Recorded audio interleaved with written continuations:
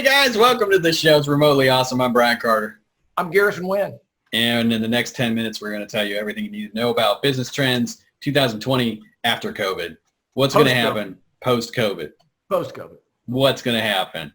What's going to happen? All kinds of stuff's going to happen. Yes. Number one is going to have a hard time selling luxury goods. Luxury goods are dipping and going to dip further. You think even the people with money aren't going to buy a Lexus or... Well, here's the thing. The percentage of people who have a lot of money is a small percentage. And Yeah. so they can only affect the economy so much. So yeah, Yeah. people with a lot of money always come in and buy up stuff that's cheap. That's true. There's a lot of industries that are going to be way more competitive. I mean, I've said this since the beginning of COVID. Like, if you were only doing a mediocre job, you are in trouble because only the most competitive, best brands and categories are going to do well. I agree. You're going to have to really be good. And if you were mediocre before, you're kind of screwed now. Yeah. I think we decided that the luxury handbag, the luxury item, maybe the more expensive car, and also the shopping concept in general. We shop from home a lot. There's a lot of Amazon baggage out there laying around. People are getting packages, a lot more packages than normal. Ask someone who delivers packages, and they're twice as busy as they've ever been. And I think we've learned that we don't have to. I mean, we've always thought that brick and mortars had an issue with where they would be in the future. Right. I think we're going to see some of them suffer dramatically. Nordstrom's went out of business recently. So there's a lot of that kind of thing happening. That's an area where there will be less competition, like between other bricks and mortars, because the ones that survive. But again, then they're going to be competing with e-commerce, like you're saying. But the good news is that as long as Amazon is prioritizing essential goods and they're delivering other stuff slower, you know, that means there's actually a little bit of a vulnerability. So many people in e-commerce have always felt like Amazon was going to eat their lunch regardless. But right now, that's an area where if you could ship in a day or two something that's non-essential, you have an opportunity there. Absolutely. But the big player coming up that will be competing against Amazon is Walmart. And they're gearing up with big delivery services. And as I mentioned maybe a few shows ago, apparently drones that can carry 2,500 pounds apiece. They will lock together and they can actually ride on a train and then fly off the train as the train comes to close to the destination. They could carry some people over to you. I mean, that's about 10 people that they could. You could actually drop off a greeter. The Walmart greeter could be dropped off. You could just order. I'd like to order 10 people. Can you send them over to my house? You know, I thought that I was actually being accosted by an old man at Walmart. It was a greeter. Anyway, I thought he was trying to talk to me. He had a weird hat on. I didn't know what was happening. He was a greeter. What happened? That's the least funny thing you've said in like a year. I should not have punched him. Anyway, so punching old people. That's a big trend for 2020. Look, he was 80. He was 80. I figure I could take it. Anyway, but the thing is that Walmart will be the new player on the block. They're gearing up to compete with Amazon. And as you said, just go back to what you said, which is very powerful. If you didn't have your ducks in a row, if you've been playing this mediocre game in the retail space, you're about to get your proverbial behind handed to you. Yeah, it's going to be tough. A lot of areas, let's say commercial real estate, because I think some people expect everyone's just going to go back to work. But there are, about 40 to 50% of people are afraid to go out. So those people are going to want to keep working remotely. And employers that force the issue may, the question is, are any of their employees going to quit? Are they going to need as much commercial space as they needed before? So commercial real estate is going to be very competitive. A lot of people are going to be suffering from a lack of demand because a lot of people have less money. And that's the biggest thing slowing down the economy right now is just the lack of demand. That's what I'm seeing on Main Street. Wall Street seems to be this other reality that's not, it's not in touch with most people's lives, right? How Amazon's doing or Microsoft is doing has very little to do with all the people that lost various jobs in the economy and the small businesses, which are half the economy. So yeah, that's going to be, that's why it's important to become more competitive, become better at sales, become more flexible in what you're offering. I agree, and I think that's really, really true. Now, the rumor that I heard in Texas, and Texas does pretty well, is that 55% of small businesses may be out of business by 2021. It's going to be difficult to compete. Many small businesses just don't have the deep pockets to hang on. Yeah. They just don't have it.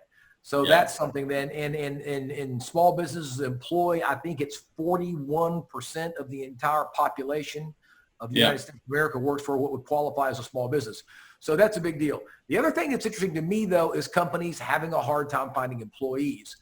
If you're in the $600 a week range, a low-paid employee, then you're getting paid that not to work.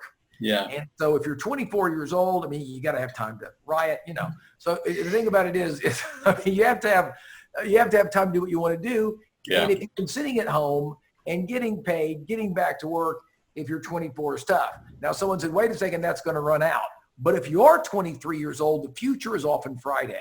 You're not necessarily looking, right? That's right. At that long-term situation. Restaurants, by the way, all over America are concerned that they can't bring their employees back and can't find new employees. So people who are paying, let's say, under $600 a week and under that are having a very difficult time getting people to come back to work. That makes sense. And another thing that contributes to that lack of urgency, it's not just are you really looking at the future, but you know, and I don't generally like to stereotype generations. We know that's not useful.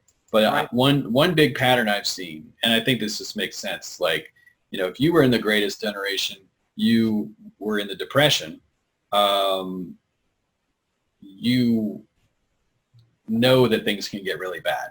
You experienced it. If you were their kids, you also know, because they instilled values. The boomers had these values that come from the Great Depression through their parents. Right. And however, you know, millennials, Gen Z, they've lived in a time of affluence where none of that stuff was really possible. So I don't think it's really it's not, what I've noticed is there are a lot of people who don't think what's the worst thing that could happen.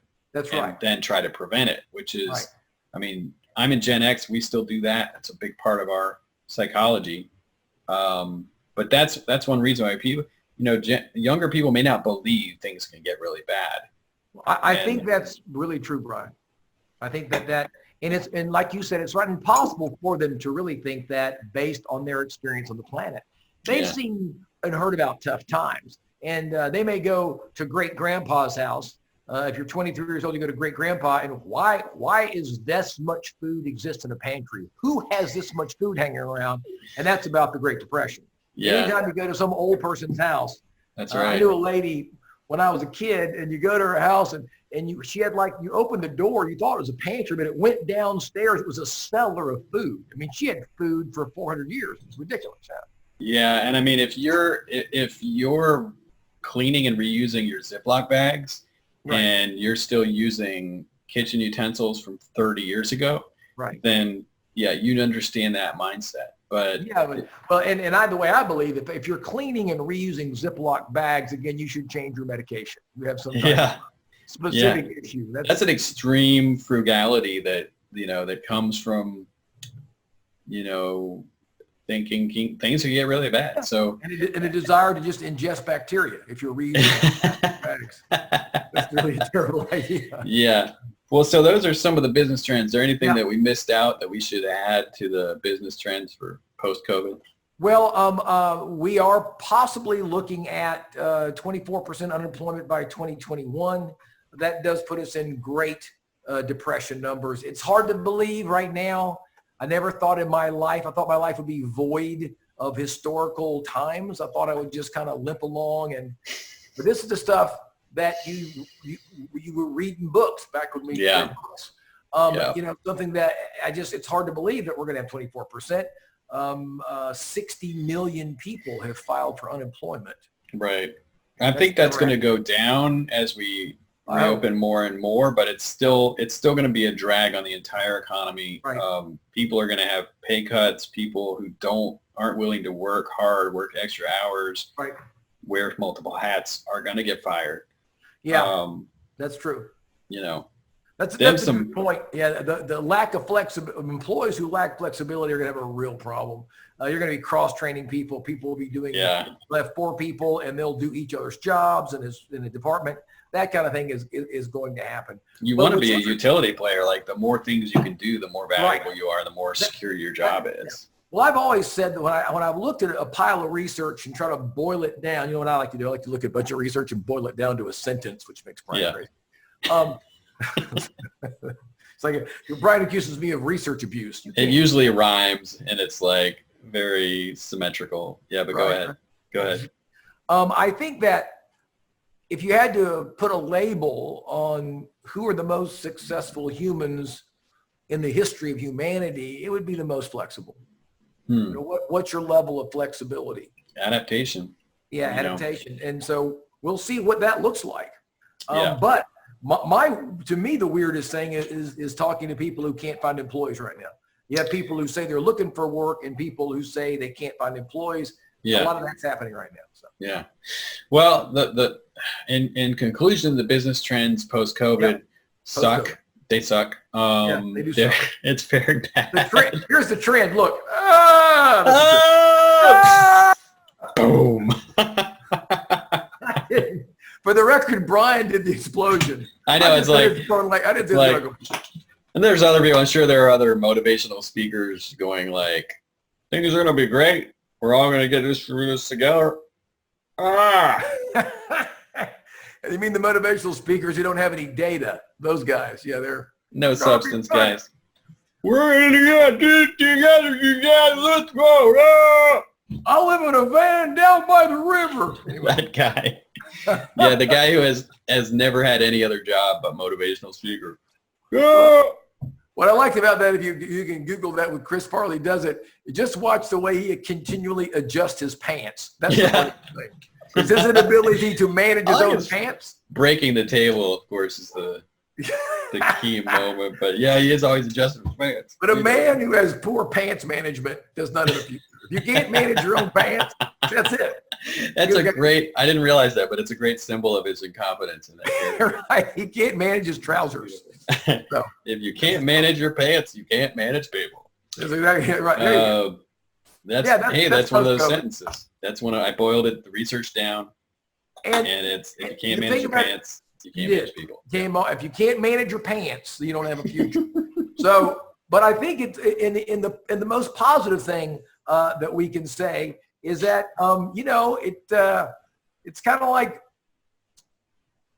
true wisdom is reached when you've made so many mistakes. There's nothing left to do but succeed. Yeah. I mean, where one thing's for sure, we're going to come up.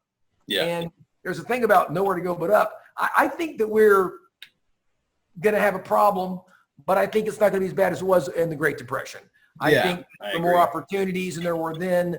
Obviously, the money in the bank is insured. We have FDIC. There's no margin call for stocks where you fall below margin call. Nobody goes for farm. I mean, there's so many things that just absolutely are not like the 30s. So that's right. All right. Well, those are business trends post-COVID. I'm Brian Carter. I'm Garrison Wynn. Don't forget to subscribe. It's in your best interest. Subscribe. Where is the button? Is it right here or is it down here? Right there.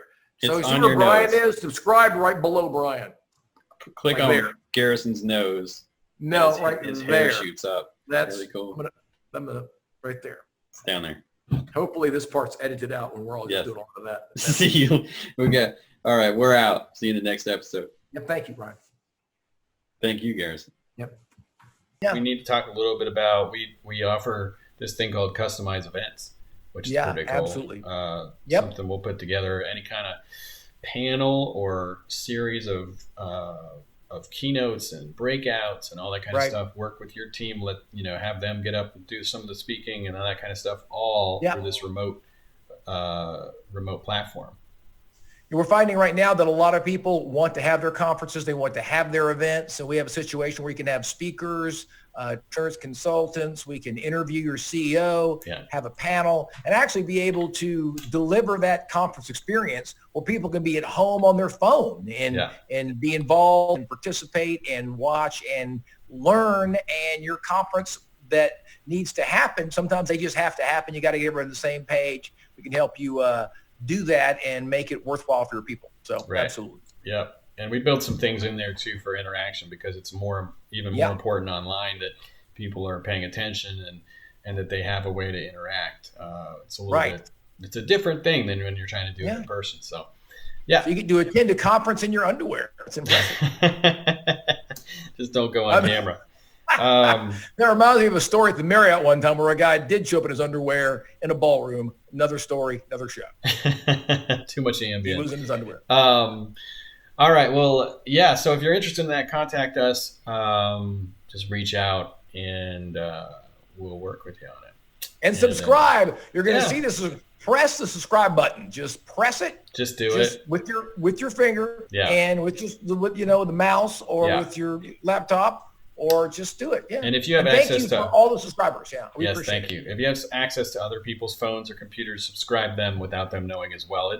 It's a good thing. That's terrible news, Brian. Don't say you can't get that information. Just steal a laptop and subscribe to us. That's what you're saying. Steal it. I said if you have access. Right. We have a lot of viewers we happen to have a lot of viewers we know that aren't subscribing. So like about 90% of all our viewers aren't subscribing. So that happened. But yeah, we'd like you to do it right now. Yeah, absolutely. Okay. Stop doing it.